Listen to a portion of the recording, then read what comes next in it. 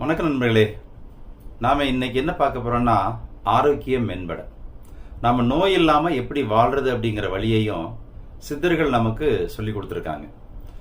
உடம்புல வாத பித்த கபம் அப்படிங்கிறது 3 சரியான அளவில் இருந்தால் அவர்கள் நோய் இல்லாமல் வாழலாம் அப்படிங்கிறத இந்த பாடலில் சொல்கிறாங்க. என்ன சொல்கிறாங்க அப்படின்னா, காலையில் இஞ்சி, கடும்பகல் சுக்கு, மாலையில் கடுக்காய், மண்டலம் கொண்டிடில், கோலை ஊன்றி குறுகி நடப்பவனும் கோலை வீசி குழாவி நடப்பானே அப்படின்னு சொல்லி சொல்றாங்க. இது என்ன அப்படின்னு பாத்தீங்கன்னா, நம்ம உடம்புடைய வாத பித்த கபம் அப்படிங்கிற இந்த 3ஐயும் அவங்க எப்படி சமன்படுத்துறது அப்படிங்கிறத சொல்லியிருக்கிறாங்க. இந்த 3ம் சரியான அளவில் இருந்தால் மனிதர்களுக்கு நோய் இல்லை. இப்போ பாத்தீங்க அப்படின்னாக்க, வாதம் அப்படிங்கிறது காற்று பஞ்சபூதம், அது 1 மாத்திரை அளவு.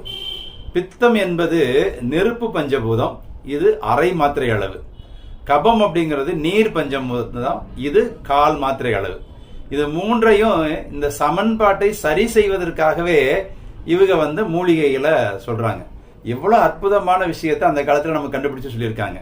இது எதுல இருக்கு அப்படின்னு பாத்தீங்கன்னா, வாதங்கிறது இந்த காற்று, அது சுக்கு.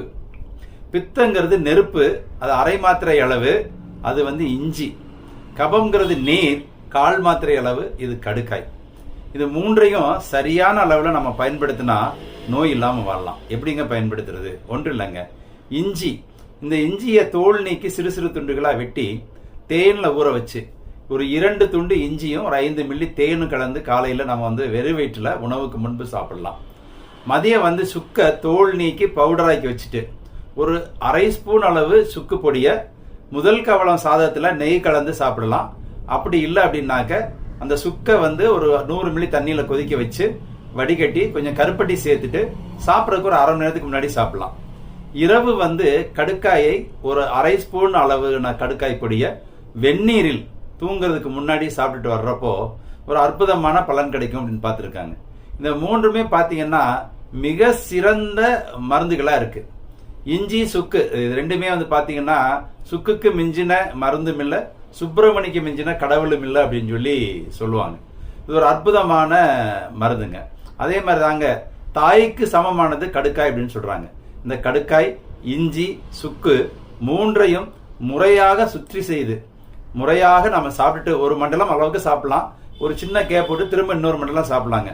தொடர்ச்சியா சாப்பிட்டு வர்றப்ப உடம்புல நோயே அணுகாத ஒரு நிலையை நாம பார்க்க முடியும். இது பெரிய ஆய்வுகளுக்கு உட்படுத்தப்பட்டது, ரொம்ப அற்புதமான பலன் கொடுக்கக்கூடியது. நீங்களும் இதை பயன்படுத்தி பார்த்துட்டு உங்களுடைய சந்தேகங்களை என்னோட தொடர்பு கொள்ளுங்கள். வேறொரு தகவலோடு நாளை சந்திக்கிறேன். நன்றி, வணக்கம்.